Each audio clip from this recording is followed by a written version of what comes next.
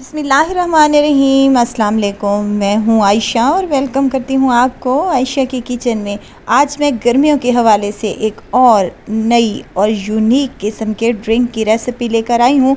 आप लोग सर्दा गर्मा जिसे हम लोग बोलते हैं खाते होंगे, लेकिन आज मैं उससे एक ज़बरदस्त सा शेक तैयार करने वाली हूँ जिसको पीकर आपको अंदर तक ठंडक महसूस होगी इंशाअल्लाह ताला। ये साबूदाना ड्रिंक बहुत ही टेस्टी बनता है और बनाना इसको बहुत ही आसान है।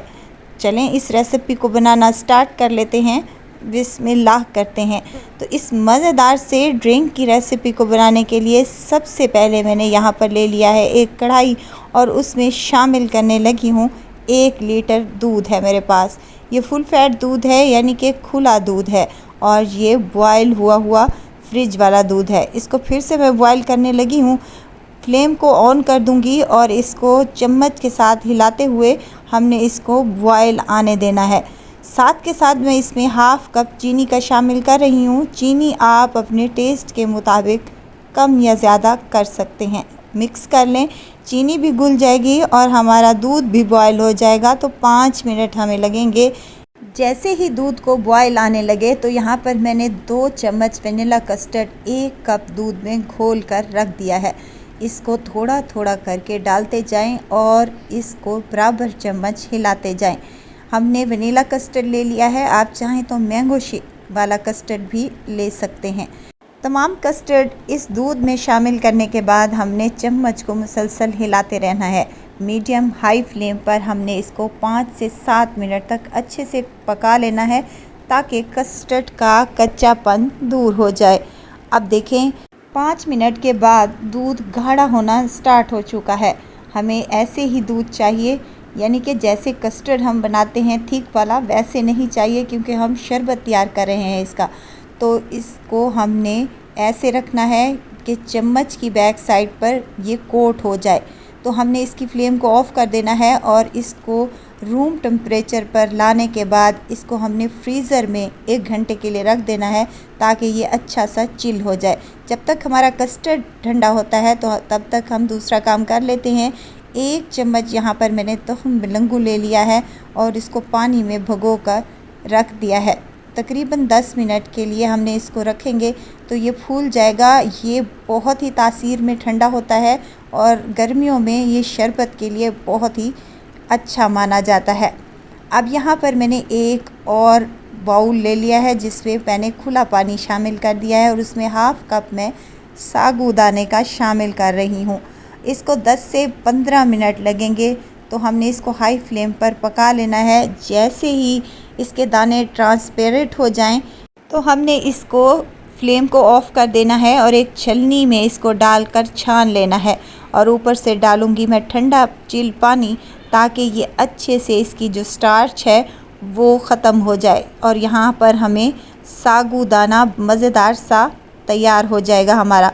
तो यहाँ पर देखें साबूदाने का एक एक दाना खिला खिला हुआ है, जैसे लग रहा है मोती के दाने हों। इसको रखेंगे साइड पर। आते हैं मेन इंग्रेडिएंट्स की तरफ, यानी कि गरमे की तरफ। और जब भी आप परचेज़ करें गरमे को तो कोशिश करें कि वो ये पका हुआ अच्छा मीठा और टेस्टी सा हो। इसको मैं क्या करूँगी, दरमियान से कट लगाने के बाद 2 हिस्सों में डिवाइड कर लूँगी और इसका बीज और गूदा जो होता है वो चम्मच की मदद से आपने निकाल लेना है। अच्छी तरीके से निकालना है। अगर कुछ बाकी रह गया तो हमारा जो शरबत है वो कड़वा बनेगा। गरमे के दोनों हिस्सों को हमने अच्छे तरीके से साफ़ कर लेना है। अब इसके हमने फांके निकाल लेनी है और छोटे छोटे पीसेस में कट कर लेना है, जैसे आपके जूसर ब्लेंडर में आ सकें, आसानी से ब्लेंड हो सके। अब एक पीस का मैंने छोटे छोटे चंक्स निकाल लेने हैं इसके, जो हम शरबत में डालेंगे तो खाने में या पीने में बहुत ही टेस्टी लगेंगे। अब यहाँ पर दोनों हिस्सों को मैंने कट कर लिया है। एक हिस्से की मैं यहाँ पर प्यूरी तैयार कर लूँगी और दूसरे हिस्से को जो मैंने बारीक सा काट लिया है वो साइड पर रख दूँगी। प्यूरी हमारी यहाँ पर तैयार हो चुकी है। इसको एक बाउल में डालने के बाद साइड पर रख दूँगी। वीडियो अगर इस स्टेज पर आपको ज़रा सी भी अच्छी लग रही हो तो लाइक करें, सब्सक्राइब करें और साथ में बेल आइकन के बटन को भी ज़रूर प्रेस कर दिया करें ताकि मेरी हर नई आने वाली वीडियो आप तक पहुंचती रहे। अब दूध हमारा यहाँ पर अच्छे से चिल हो चुका है, ठंडा हो चुका है। इसमें बर्फ़ वगैरह मैं नहीं डालूँगी, आपने तमाम चीज़ों को अच्छे तरीके से ठंडा कर लेना है। अब यहाँ पर जो हमने गरमे की प्यूरी तैयार कर ली थी वो इसमें डाल देंगे। साथ में मैं इसमें शामिल करूँगी साबूदाना। जो हमने बॉयल करके रखा था वो भी ठंडा हो चुका है। तमाम साबूदाना मैं इसमें शामिल कर लूँगी और साथ ही तुखम बिलंगू जो हमने भिगो के रखे थे वो भी इसी में शामिल कर दूँगी। ये बहुत ही अच्छा टेस्ट देता है और गर्मी को दूर भगाता है। तासीर में ये ठंडा होता है। जहाँ गरमे का जो हम शेक तैयार कर रहे हैं वो भी तासीर में बहुत ही ठंडा है। आप एक गिलास पिएंगे तो आपको अंदर तक ठंडक महसूस होगी। अब यहाँ पर मिक्स कर लेंगे अच्छे तरीके से। जैसे जैसे मिक्स करते जाएंगे हमारा साबूदाने के दाने जो जुड़े हुए थे वो अलग-अलग से हो जाएंगे, जो कि देखने में बहुत खूबसूरत और खाने में या पीने में बहुत ही टेस्टी लगेंगे। अब जो हम चंक्स हमने काट कर रखे थे गरमे के वो भी इसी में शामिल कर देंगे। जैसे पीने में बहुत ही टेस्टी लगेंगे। ये चंक्स अगर आप नहीं डालना चाहते तो स्किप भी कर सकते हैं। चलें जी, मज़ेदार सा, ठंडा ठार सा और टेस्टी सा, यूनिक सा हमारा यहाँ पर गरमे का शेक तैयार हो चुका है। सर्व कर लेंगे गिलासों में। बहुत ही टेस्टी और बहुत ही मज़ेदार। आप इसको खा भी सकते हैं और पी भी सकते हैं। ये आपको बहुत ही ठंडक और फ़रत बख्श देंगे इंशाअल्लाह ताला। तो एक बार अपने घरों पर ज़रूर ट्राई कीजिएगा। गर्मी का सीज़न चल रहा है और सीज़न में कोई चीज़ बनाई जाए तो वो बेहद टेस्टी बनती है। और एक और बात आपसे शेयर करती चलूँ कि आपने इसको बनाकर रखना नहीं है, फटाफट से सर्व कर लेना है।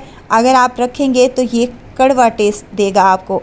तो ज़रूर ट्राई कीजिएगा और दुआओं में मुझे ज़रूर याद रखिएगा। खुश रहें, खुशियाँ बांटें। इजाज़त चाहती हूँ, फिर आऊँगी इंशाअल्लाह एक नई और मज़ेदार सी चटपटी रेसिपी के साथ। आयशा को दीजिए इजाज़त। अपना बहुत सारा ख्याल रखिएगा।